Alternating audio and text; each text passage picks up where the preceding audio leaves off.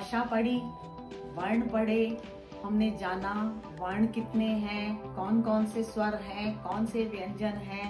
आपने मेरी पिछली वीडियो देखी, उसमें हमने आपकी पूरी वर्णमाला से पहचान कराई। उसके बाद हमने शब्दों का निर्माण करना सीखा, समस्त पद सीखे समास के द्वारा। आज हम सीखेंगे अलंकार।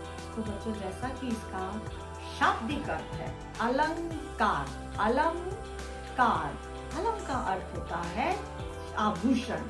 आभूषण, जब एक स्त्री आभूषणों को पहनती है, आपने देखा है आपके घर में मम्मी, आपकी बहन सब आभूषण पहनते हैं। तो आभूषण पहनने के बाद जिस तरह एक स्त्री का श्रृंगार हो जाता है, वो सुंदर दिखाई देती है, उसी तरह हमारी कविता का श्रृंगार होता है अलंकार के द्वारा। अलंकार कोई वस्तु नहीं है, अलंकार है हमारे शब्द। उस कविता में प्रयोग होने वाले हमारे जो शब्द हैं, उन्हीं से कविता का अलंकार होता है। अलंकार से कविता का सौंदर्य बढ़ जाता है। क्यों करते हैं हम अलंकारों का प्रयोग? एक ही शब्द के अनेक अर्थ होते हैं, एक ही अर्थ के लिए हम अनेक शब्दों का प्रयोग कर सकते हैं, लेकिन हम अपनी कविता में चुनकर उन्हीं शब्दों का प्रयोग करते हैं जिनसे वो कविता सुंदर बनती है। आपने जब कविताएं पढ़ते हैं तो आपको आपकी अध्यापिका कहती हैं समान तुक वाले शब्द लिखो। वो क्या है समान तुक?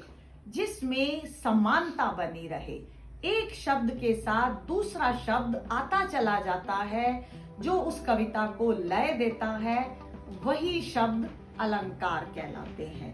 इससे हमारी कविता का सौंदर्य बढ़ जाता है, कविता हमारी प्रभावशील हो जाती है। अब हमें देखना है कि अलंकार कितने होते हैं। तो बेटा, भाषा, जब हमारी भाषा क्या है? भाषा हमारे मुख से निकले हुए शब्द हैं। हमने पढ़ा था ध्वनि, वही शब्द हमारे भाषा है। अब एक हमारा शब्द है, दूसरा उस शब्द का अर्थ है। तो अगर हम इस बात को आधार बनाएं, इस वाक्य को आधार बनाएं, तो अलंकार के दो भेद होंगे, एक शब्दालंकार और दूसरा अर्थालंकार। शब्दालंकार, जिस कविता में शब्द प्रयोग किए गए हैं, उन शब्दों से जब उस कविता के अलंकार लग जाते हैं, वो कविता सुंदर लगती है, वहां होता है हमारा शब्दा अलंकार। आइए एक उदाहरण के द्वारा जानते हैं। रईमन पानी राखिए, बिन पानी सब सून, पानी गए न उबरे, मोती मानुस चून। अब हमने यहाँ पर पानी शब्द का प्रयोग 3 बार किया। क्या हम यहाँ जल का प्रयोग कर सकते हैं? पानी का पर्यायवाची जल है। क्या हम नीर का प्रयोग कर सकते हैं? तब हम जब इन शब्दों का प्रयोग करेंगे तो हमारी कविता में शब्दा अलंकार नहीं रहेगा। तब हमारी कविता क्या बन जाएगी? वो हमारी कविता नहीं रहेगी। तो यहाँ हमने पानी शब्द का प्रयोग किया, इसलिए ये वाक्य हमारा, ये लाइनें हमारी शब्दा अलंकार के अंतर्गत आती हैं। अब हम जानते हैं शब्दा अलंकार के भेद। तो बेटा, शब्दा अलंकार भी 3 प्रकार का होता है। कौन कौन से 3 होते हैं? अनुप्रास अलंकार, यमक अलंकार, श्लेष अलंकार। अनुप्रास अलंकार, अनुप्रास में एक ही वर्ण की बार बार आवृत्ति होती है। आइए एक उदाहरण के द्वारा आपको समझाती हूँ। चारु चंद्र की चंचल किरणें खेल रही हैं जल थल में। बेटा, यहाँ पर क्यों अनुप्रास अलंकार है? आइए जानिए। चारु, चारु में क्या आया? च। चंद्र में क्या आया? च। चंचल में क्या आया? च। तो च वर्ण की यहाँ 3 बार आवृत्ति हुई। खेल, ल वर्ण की आवृत्ति। जल, ल। थल, ल। तो जब एक ही वर्ण की बार बार आवृत्ति होती है, तो वहां हमारा अनुप्रास अलंकार होता है। एक और उदाहरण सुनिए। तरनी तनुजा तट तमाल तरवर बह जाए। इसमें किस वर्ण की आवृत्ति है? ता वर्ण की। आइए अब हम सीखते हैं यमक अलंकार। यमक अलंकार के अंदर एक ही शब्द 2 बार आता है। ध्यान से सुनिएगा। एक ही शब्द दो बार आएगा, लेकिन दोनों बार अलग अलग अर्थों के लिए प्रयोग होगा। कैसे, आइए एक उदाहरण के द्वारा जानते हैं। कनक कनकते सौगुनी मादकता अधिकाय, वा खाए बौराए वा पाए बौराए। यहाँ हमने कौन सा शब्द आया हमारा दो बार? कनक। तो पहले कनक का अर्थ है सोना और दूसरे कनक का अर्थ है धतूरा। तो दोनों बार कनक शब्द ने अलग अलग अर्थ दिए, इसलिए यहाँ पर यमक अलंकार है। तीसरा हमारा एग्जाम्पल है, कर का मन का डारी दे, मन का फेर।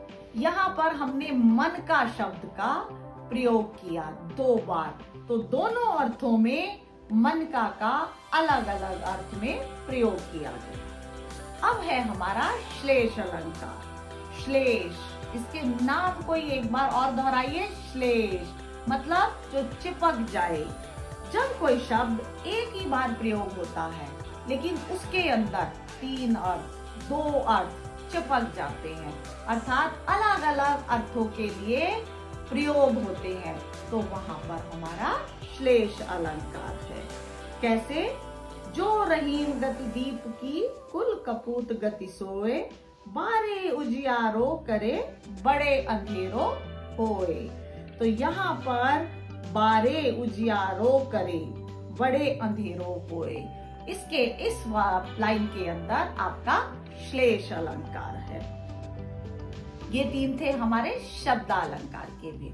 अब हम आते हैं अर्थालंकार।